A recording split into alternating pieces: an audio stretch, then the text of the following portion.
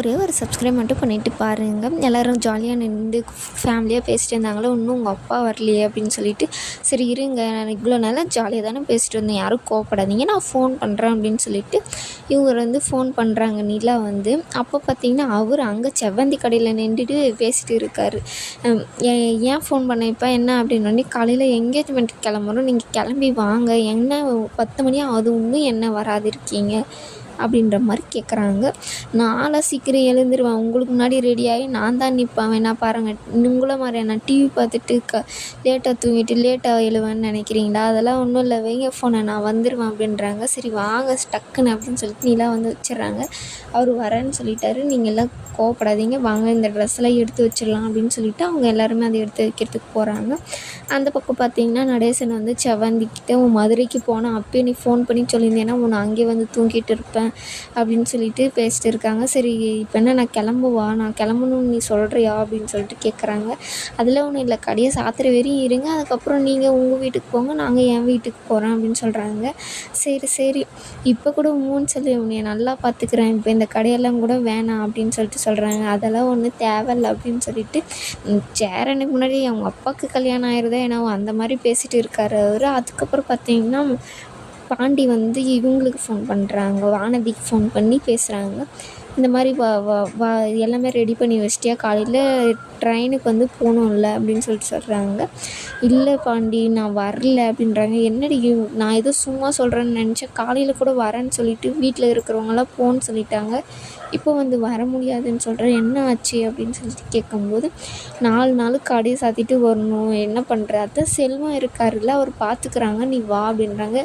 என்ன தான் இருந்தாலும் நான் பார்த்துக்கிற மாதிரி வருமா அப்படின்னு கேட்குறாங்க. எல்லாமே அந்த டாக்டர் வந்து சொல்லிட்டார் இல்லையா, இந்த மாதிரி இத்தனை நாள் லீவ் போட்டு போனால் கடை என்ன ஆகும் அப்படின்னு சொல்லிட்டு, அதவே தான் இங்கே பாண்டிக்கிட்ட இவங்க வந்து சொல்கிறாங்க. என்ன வானதி லாஸ்ட் மினிட்ல இப்படி சொல்கிறீ அப்படின்னு சொல்லிட்டு அவருக்கு கோவம் வந்துடுது. கட் பண்ணிவிட்டு போயிடுறாரு. ஆனால் உனக்கு கட் பண்ணிவிட்டு போயிடறானே. உடனே பார்த்திங்கன்னா டாக்டர் வந்து ஒரு மெசேஜ் அனுப்புகிறாரு. அதை பார்த்துட்டு வானதி வந்து ஃபோன் பண்ணுறாங்க. கண்டிப்பாக நீங்கள் அனுப்பிச்ச இதெல்லாம் நான் வாங்கி வச்சிடறேன் டாக்டர் அப்படின்னு சொல்லிட்டு அந்த மருந்து எல்லாம் அனுப்பிச்சிருப்பாங்க. அதை தான் சொல்லுவாங்க.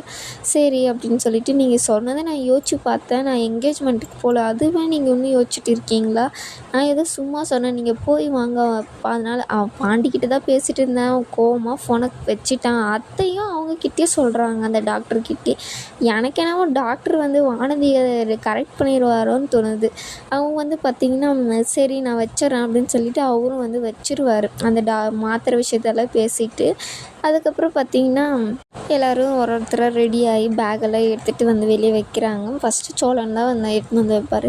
என்னடா சீக்கிரமாக இது பண்ணிகிட்டு இருக்க, முதல் ஆளாக எடுத்துன்னு வந்து வைக்கிற அப்படின்னு சொல்கிறாங்க.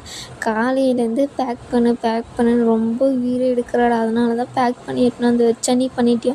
ஆண்டா நான் பண்ணிட்டேன், அதுதான் என் பேக் அப்படின்றாங்க. அண்ணன் எங்கடா அப்படின்னு சொல்லிட்டு, பழம் வந்து சேர்த்து பேக் பண்ணிகிட்டு இருக்குடா அப்படின்னு சொல்லிட்டு சொல்கிறாங்க. ஒரு பெரிய ஒரு ட்ராலியே எடுத்துன்னு வந்து வைப்பார். என்ன அவ்வளோ துணி, என்னோடது இல்லைடா, அது எல்லாமே பழனோடது, பீரோவில் இருக்கிற மொத்த துணியும் எடுத்து வச்சுருக்கான் அப்படின்னு. அவனை வந்தால் நீங்களே கேளுங்கடா அப்படின்னு உடனே அவர் வந்து வராரு. என்னடா இவ்வளோ துணி எதுக்குடா, போகிறது எத்தனை நாள் ஃபங்க்ஷனு, என்ன நான் பேசுகிறேன், மாற்றி எடுத்து ஃபோட்டோ பிடிக்க வேண்டாமா அப்படின்னு சொல்கிறாங்க.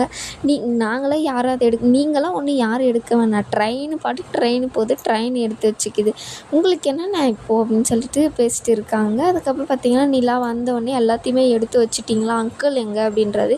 காலையில் எழுந்தவொடனே நானும் பார்த்துங்க, அவர் இல்லவே இல்லை அப்படின்றாங்க. சரி அவர் எங்கே இருப்பார் நீ எனக்கு தெரியும், நான் போய் கூட்டிகிட்டு வரேன் அப்படின்னு சொல்லிட்டு இவர் பாண்டி வந்து கிளம்புறாரு. எப்படியும் அந்த ஹோட்டல் கடைக்கிட்டே இருப்பாருன்னு சொல்லிட்டு, நீங்கள் எல்லாருமே ரெடியாக இருங்க, நான் கூட்டிகிட்டு வந்துடுறேன், நம்ம டக்குன்னு கிளம்பிடுவோம் அப்படின்னு சொல்லிட்டு அவர் அங்கேருந்து போயிடுறாரு.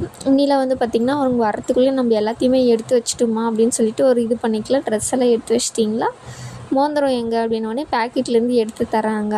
அப்போது அந்த எடுத்து வச்சுட்டு, என்ன பேக்கெட்டில் வச்சுருக்கீங்க, பேக்கில் வைக்க மாட்டிங்களா, கீழே விழுந்துடாதா அப்படின்னு சொல்லும்போது, நான் அதுக்கும் ஒரு ஐடியா வச்சுருக்கேன், பர்ஸு வச்சுருந்தேன், நீ கேட்டவுடனே எடுத்து காமிச்சிட்டு அதில் வச்சிடலான்னு சொன்னேன், அவ்வளோதான் அப்படின்றாங்க. என்னமோ போங்க அப்படின்னு சொல்லிட்டு நான் போய் ஹேண்ட்பேக் எடுத்துகிட்டு வரேன்னு சொல்லிட்டு அவங்க உள்ளே போயிடுவாங்க.